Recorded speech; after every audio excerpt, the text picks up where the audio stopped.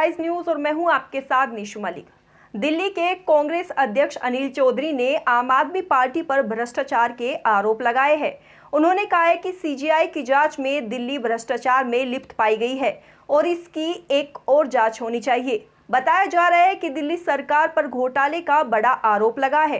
तो आप भी देखिए आरोप प्रत्यारोप की ये पूरी खबर। अनिल चौधरी ने कहा कि दिल्ली की सरकार भ्रष्टाचार में लिप्त है और बहुत बड़ा घोटाला किया है। सीजीआई की जांच में यह सामने आया है।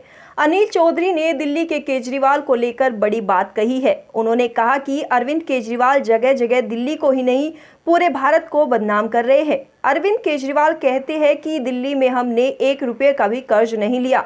अगर बात करें तो दिल्ली कई लाख हजार करोड़ के घाटे में चल रही है। दिल्ली जल बोर्ड भी, डीटीसी बसें भी और विकास के नाम पर भी घोटाले किए जा रहे हैं। अपनी टीम लगा रही हैं, वो कह रही हैं कि आज तक ऐसा कोई सरकार करके नहीं दिखाई जो केजरीवाल सरकार ने किया है। आप क्या कहेंगे? देखिए 3 रिपोर्ट टेबल हुई हैं।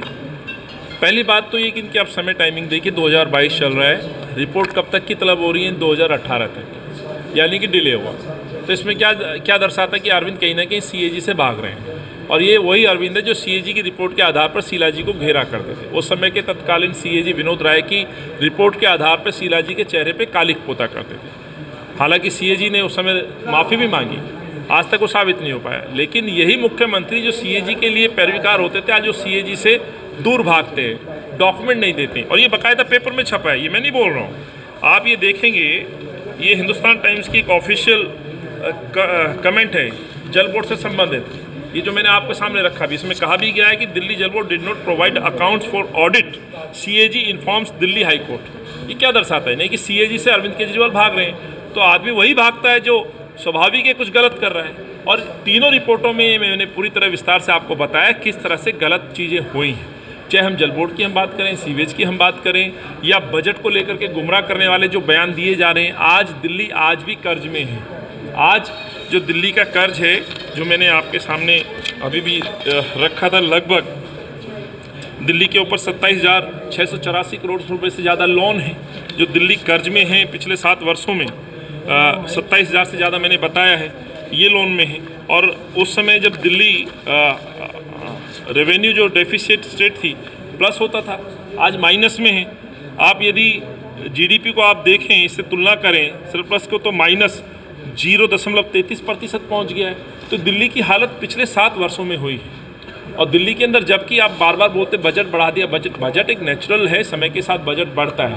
पर अफसोस ये है कि आप बजट आप समय पे खर्च नहीं कर पाते हैं। दिल्ली का लगभग 19.5% बजट का हिस्सा या तो लैप्स हो गया या वापस चला गया। क्यों चला गया? आखिर क्या कारण थे? ऐसे कई बड़े प्रश्न हैं जो सीएजी ने इसमें उठाए हैं और इस पर शायद जांच होनी चाहिए थी, लेकिन सरकार मौन बनी हुई है। सैलरी बढ़ाई गई है विधायकों की, उस पर आपका क्या कहना है? अरविंद जवाब दे कि 1 रुपया नहीं लूँगा, मकान नहीं लूँगा, घर नहीं लूँगा, गाड़ी नहीं लूँगा, एसी नहीं लगाऊँगा, सुरक्षा नहीं लूँगा।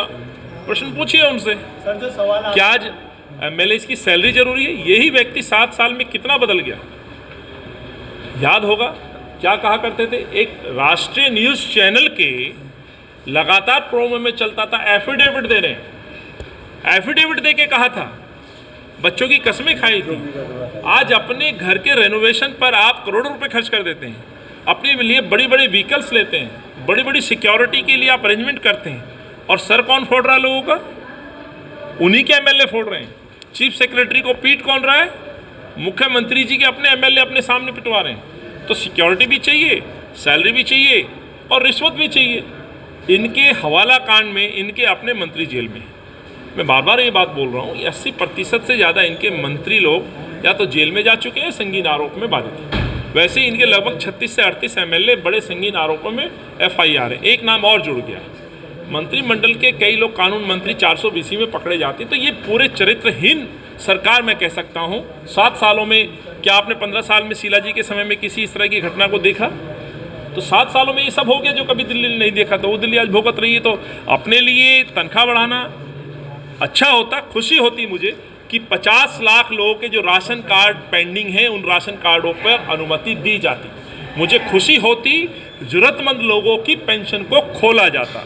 मुझे खुशी होती कि अस्पतालों में होने वाली जो मौतें थी, जिसकी हम मुआवजे की मांग कर रहे हैं, कोविड से हर व्यक्ति को मुआवजा दिया जाता, जिसकी जिम्मेवार और दोषी सरकार है, वो ना करके अपने एमएलए की सैलरी बढ़ाना ये न्याय उचित नहीं।